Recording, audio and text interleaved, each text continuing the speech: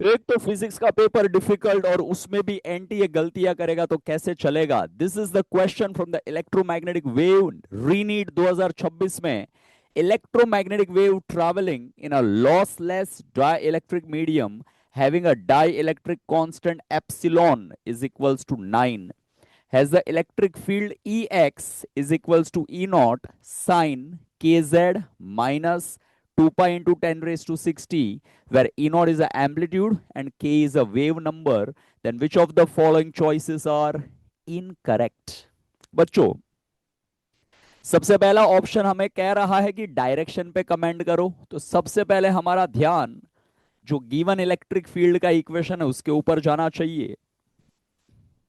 Electric field x direction में है और इक्वेशन के अंदर के Z minus omega T format दिया है। के जेड माइनस ओमेगा टी का मतलब होता है the wave is travelling in the positive Z direction and hence this option is the correct option.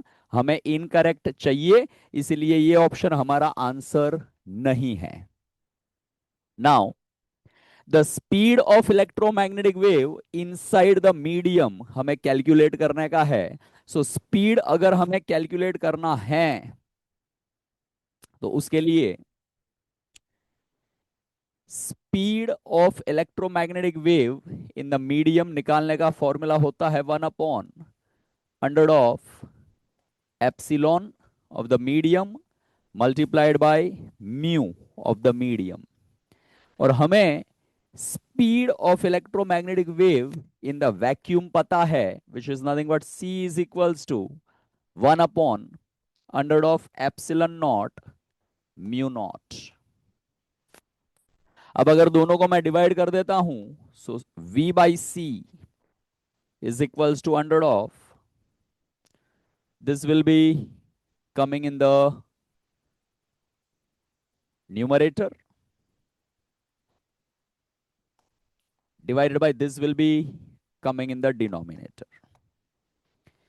Now epsilon naught divided by epsilon, बच्चों ये term बनता है 1/रूट एप्सिलॉन आर रिलेटिव परमिटिविटी, और ये बनता है रिलेटिव परमिएबिलिटी।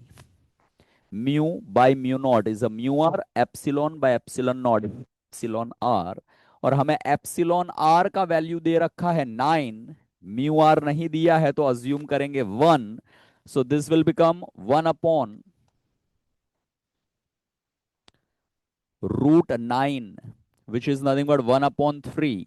और फिर c को शिफ्ट करेंगे, सो v बन जाएगा 3 × 10⁻⁸ divided by 3, ऊपर एंड नीचे 3 and the 3 is getting cancelled, so speed of electromagnetic wave is a 10⁸ is again the correct statement। हमें incorrect ढूंढने हैं।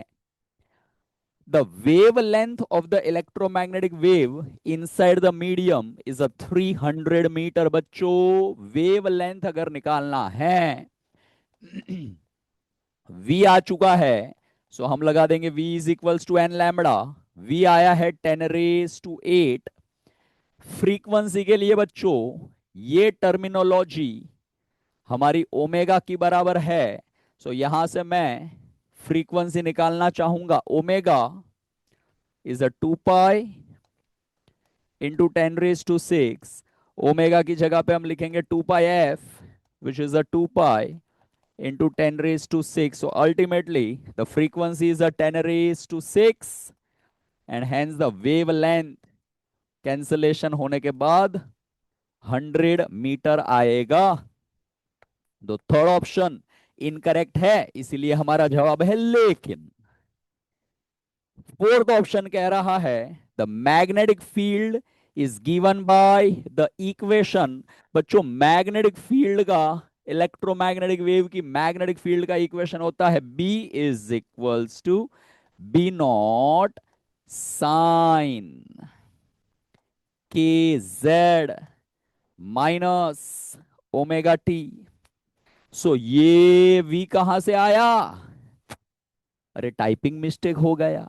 कैसे टाइपिंग मिस्टेक हो गया? सो बी नॉट और ई नॉट का रिलेशनशिप होता है ई not is equals to VB naught. So B naught is a E naught by V, and hence यहां पर B naught के जगह पर अगर E naught लिखा होता था तब जाकर के ये ऑप्शन करेक्ट ऑप्शन बनता था, लेकिन B naught लिखा हुआ है इसलिए ये भी गलत बनता है, और हमें तो गलत ही निकालने हैं, and hence the third and fourth both are incorrect.